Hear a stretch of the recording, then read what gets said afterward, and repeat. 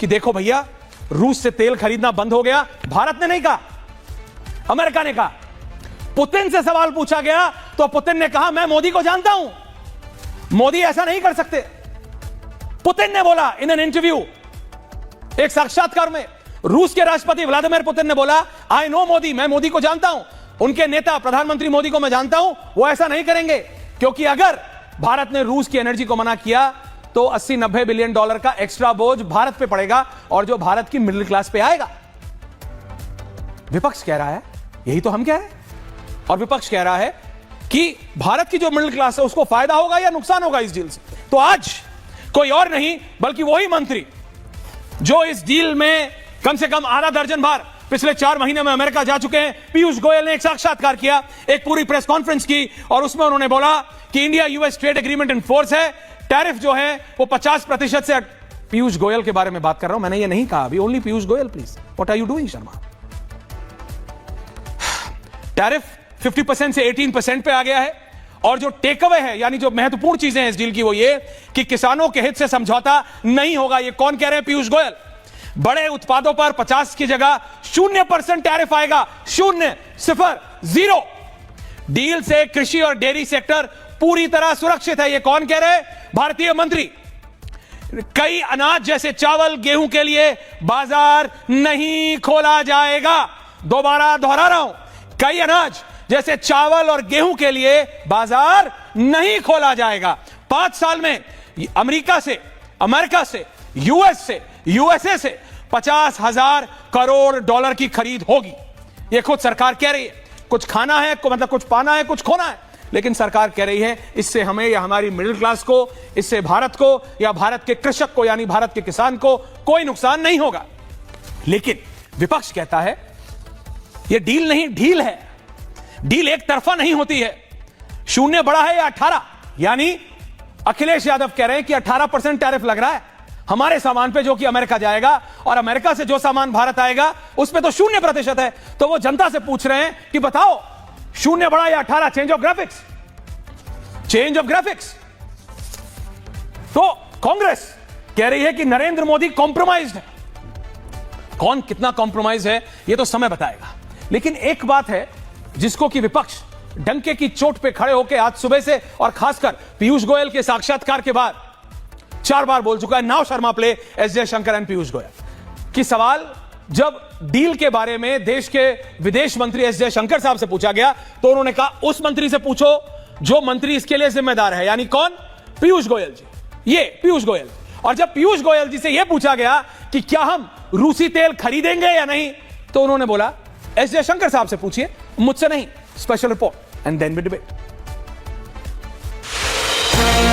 India is seen a trusted partner for growth, whether it is the UK, UAE, Australia, New Zealand, Oman, the EU or USA. Trade deal में आपकी मेहनत को, आपके खून पसीने को नरेंद्र मोदी जी ने बेच दिया है। ये एग्रीमेंट होने से किसान भी सुरक्षित, देश भी विकसित और भारत फ्यूचर रेडी बन गया है। ये जो अमेरिका से डील हुई है, ये डील नहीं ढील हुई है। Not directly with me because that's being handled by Commerce and Industries Minister Piyush Goyal ji. ये एमईए इसकी जानकारी आपको दे पाएंगे।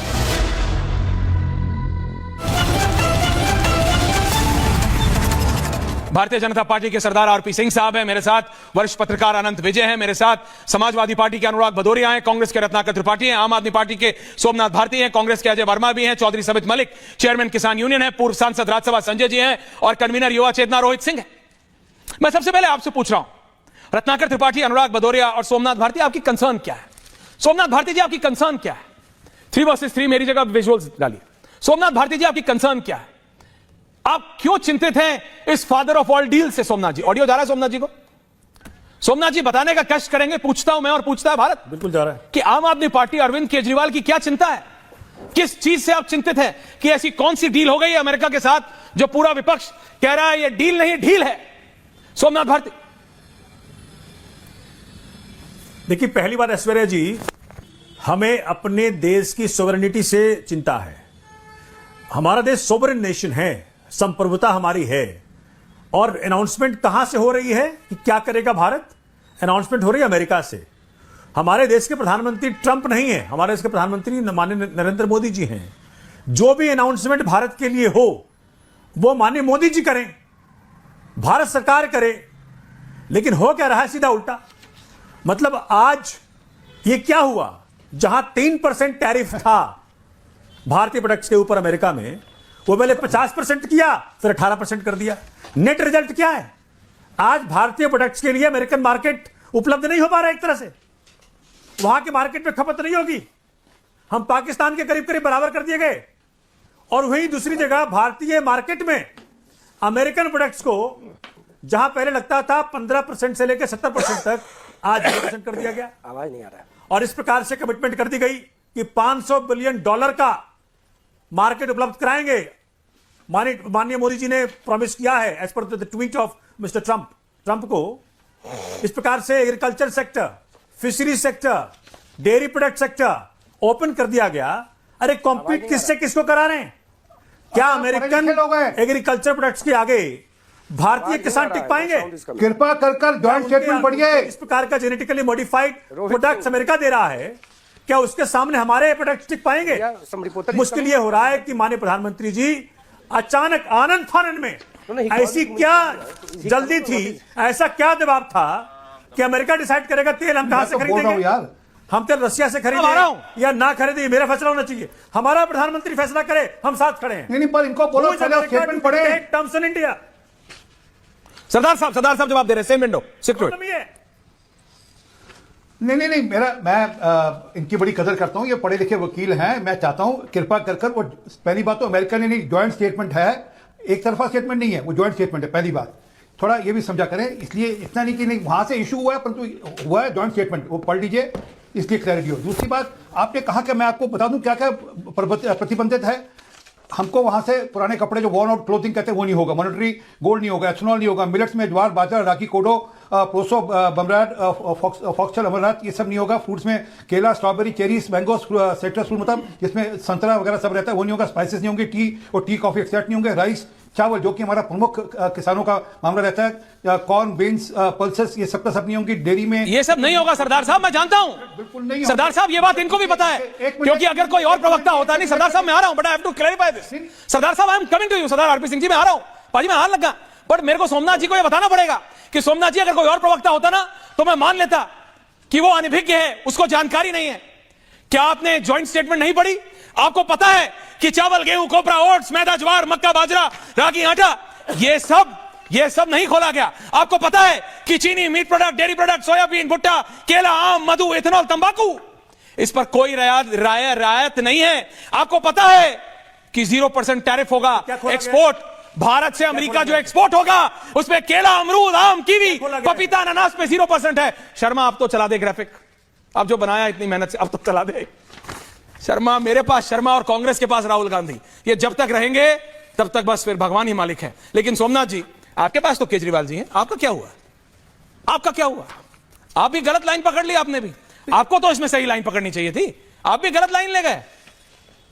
सोमनाथ जी जिस दिन से ट्रंप का ट्वीट आया, हाँ हम सब उम्मीद कर रहे थे कि माननीय मोदी जी उसको बिफिटिंग रिप्लाई देंगे उसी भाषा में।